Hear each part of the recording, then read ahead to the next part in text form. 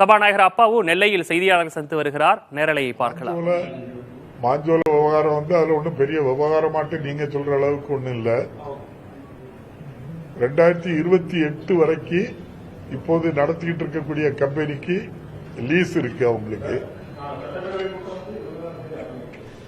ஏற்கனவே கடந்த ஆண்டே வனத்துறையின் மூலம் அவங்களுக்கு இதை நினைவூட்டு கடிதம் கொடுத்திருக்காங்க. 2008க்குள்ள உங்களுக்கு லீஸ் முடியுது அப்படின்னு சொல்லியிருக்காங்க. ஏற்கனவே பணியில் இருக்கின்ற பணியாளர்கள் தொடர்ந்து அதை நடத்த வேண்டும் அல்லது அரசை எடுத்து நடத்த வேண்டும் என்று ஒரு கோரிக்கை வைத்திருக்கின்றார்கள். இந்த அரசு நிச்சயமாக நல்ல முடிவெடுக்கும் என்று நான் நம்புகிறேன். அதாவது அதான் அரசு தானே முடிவெடுக்கணும். நம்ம இது எல்லாம் அவங்களுடைய விருப்பம். அங்க உள்ள தொழிலாளர்கள் அது நியாயமான கோரிக்கை.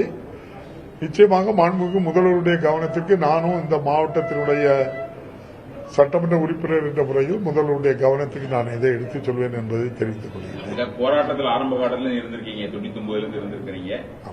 இப்ப அவங்களுக்கு போதுமானதாக இல்லை. நேற்றைக்கு கூட கலெக்டர்கிட்ட ஒரு பெட்டிஷன் கொடுக்க வந்தாங்க. கண்ணீரோட வெளியே வரக்கூடிய நிலை இருந்துச்சு. அது ஒரு அவங்களுக்கு பாதிப்புங்கிறது மிகப்பெரிய அளவில் அது போதுமானதாக கொடுக்கக்கூடிய நிதிங்கிறது மிக குறைவாக இருக்கிறது, போதுமானதாக இல்லைங்கிறது அவங்களுடைய குற்றச்சாட்டு. அதனால அவங்களுக்கு சம்பளம் குறித்த ஒரு போராட்டத்தில் நாங்க எல்லாம் அதில் கலந்துகிட்டது உங்களுக்கு நினைவு இருக்கும். இப்போது அது எல்லா பிரச்சனை. அவங்க நிச்சயமாக முழுமையாட்டு இந்த டீ தொழிலை கான்ட்ராக்ட் எடுத்து செய்துகிட்டு இருந்தவர்களுக்கு நிறைய லாஸ் ஆகுது. எனக்கு அது உண்மையா என்னன்னு தெரியல.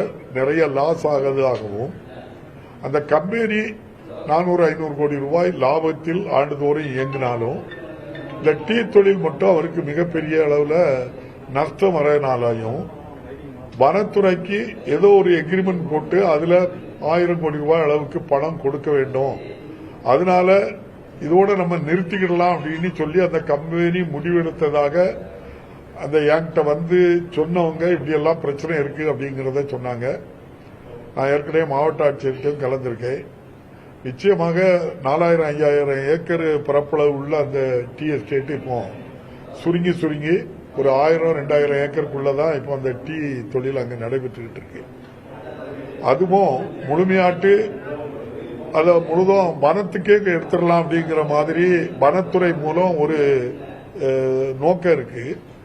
ஆனா முழுமையாட்டு நம்ம எப்போதுமே நம்ம கையில இருக்க வனங்களை முழுமையாட்டு ஒட்டுமொத்தமா வனத்துறைக்கு நம்ம கொடுக்கறதுல பல இடர்பாடுகளும் இருக்குங்கிறத பிராக்டிக்கலா நம்ம தெரிஞ்சு கொள்ளணும். உதாரணமா அகஸ்தியர் திருவுருவ சிலை மேல இருக்கு.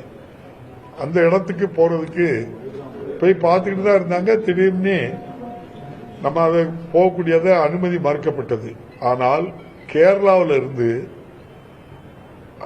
நம்ம சுற்றுலா பயணிகளிடம் 1000 ரூபாய்க்கு பல 1000 ரூபாயை பெற்றுக்கொண்டு தினம் 50-100 சுற்றுலா பயணிகளை அங்க அனுப்புறாங்க.